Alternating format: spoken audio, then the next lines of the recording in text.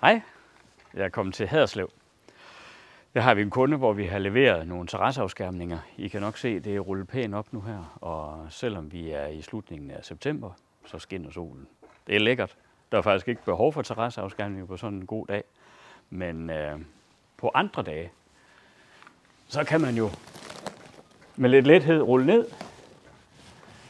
Hvis I har været inde på vores hjemmeside og kigge, så har I nok også set, at der er forskellige muligheder, udformninger og farver. Men man kan jo hurtigt få skærmet et stort areal af med lige at lyne op her, eller lyne ned.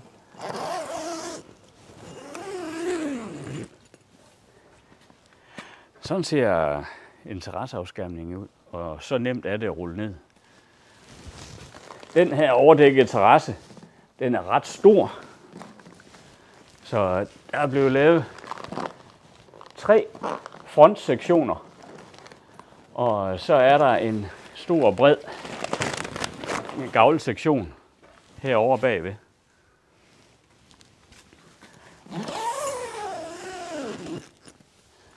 Men på få øjeblikke, så har vi det her skærmet af. Og jeg har lige talt med kunden nu her, og de siger, at det er faktisk kun hen omkring vinteren, hvor de bruger det, fordi ellers så bliver det simpelthen for varmt derinde. De har valgt i det her tilfælde at få vinduerne sænket en lille smule, for at have et andet vue, når man kigger ud, sidder på havemøblerne indenfor. Og det kan jeg egentlig godt give dem ret i.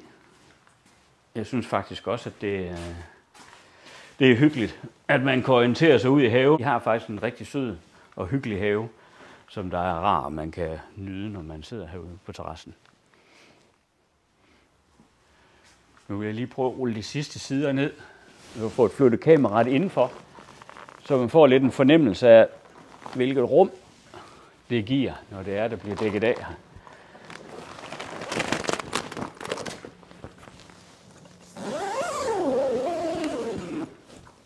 Jeg har faktisk fået at vide, at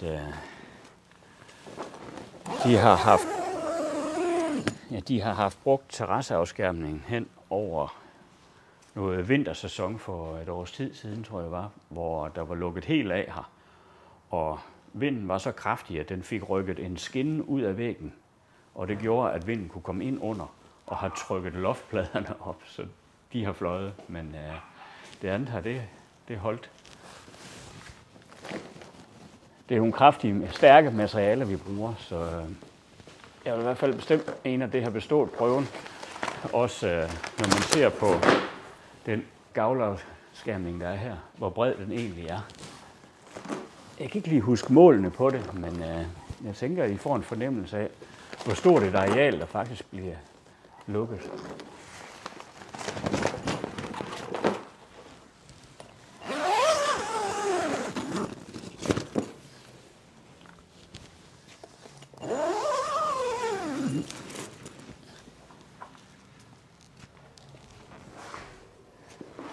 Nu er der jo en lynlås i midten. Det er også for at gøre det lidt fleksibelt, så at man kan vælge at have noget af det sat på og monteret. Men det her altså kunne klare stormvejr, hvorimod det faste tag, det måtte give sig. Det er jo ret let her. Nu kan I se, at der er dør ind til huset, hvis nu at man har noget selskab og noget med noget transport med mad og fade og hvad det kan være. Og står der jo en stor lækker grill, så jeg tænker nok, at det bliver brugt til nogle hyggelige stunder, hvor der er lidt mere gang i den lige her, hvor jeg står nu. Men jeg synes, det her det er et virkelig godt setup. Det er et lækkert alternativ til, hvad man ellers kan gøre af skydekassetter og sådan noget, fordi at det her, det lukker af. Der skal næsten ingenting til for, at du kan varme det helt op. Med sådan en terrasseafskærmning, hvor det hele det er lukket af, alle sider de er lukket af, der er sørget for et tag, det er egentlig alt, vi ikke har leveret her, kan man sige. Der bliver holdt fødselsdag herinde, ved jeg, fra den familie, som har det her sat op, og det er måske også derfor, at der er det hyggelige belysning. Så jeg kunne forestille mig, når solen den går ned, så bliver der en fantastisk stemning herinde også. Når en terrasse den er skærmet af, som den her den er, så er den jo fuldstændig lukket af. Det virker ligesom en uisoleret udstue, så der skal ikke ret mange varmekilder til. Altså med lidt infrarød varme eller et par varmeovne rundt, så vil du have det her op i almindelig stuetemperatur i løbet af meget kort tid. Og der er fliseblækning hernede, der er ingen træk nede ved gulvet. Selvfølgelig kan man ikke rende rundt i bare tæer, fordi at det vil være fodkoldt, men fornuftig fodtøj, og så ellers bare skjorteærmer og lidt varme på, så kan man sagtens bruge det her om vinteren.